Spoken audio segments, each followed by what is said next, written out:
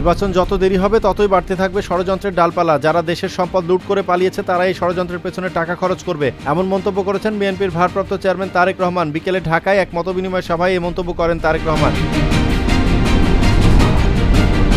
তিস্তার পানির ন্যায্য হিস্সা আদায় ও মহাপরিকল্পনা বাস্তবায়নের দাবিতে টানা 48 ঘন্টার অবস্থান কর্মসূচিতে উত্তাল তিস্তা পাড়। কর্মসূচির প্রথম দিন তিস্তা সড়ক সেতু ও রেল সেতুর মধ্যে বালুচরে জনস্রোত নেমেছে। এতে বিএনপির মহাসচিব মির্জা ফখরুল ইসলাম আলমগীর সহ বিভিন্ন রাজনৈতিক দলের নেতারা অংশ নেন।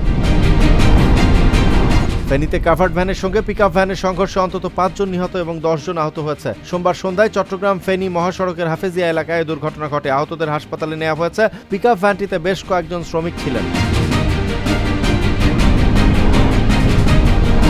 যশোর, নীলফামারী, কক্সবাজার ও সুনামগঞ্জ জেলার এসপিকে প্রত্যাহার করা হয়েছে। সোমবার পুলিশ সদর দপ্তরের 4টি পৃথক বিজ্ঞপ্তিতে তথ্য জানানো হয়। বিজ্ঞপ্তিতে বলা হয়েছে প্রতি জেলার এসপিরা তাদের পরবর্তী জ্যেষ্ঠ কর্মকর্তার কাছে দায়িত্ব অর্পণ করে মঙ্গলবার পুলিশ হেডকোয়ার্টার্সে রিপোর্ট করবেন।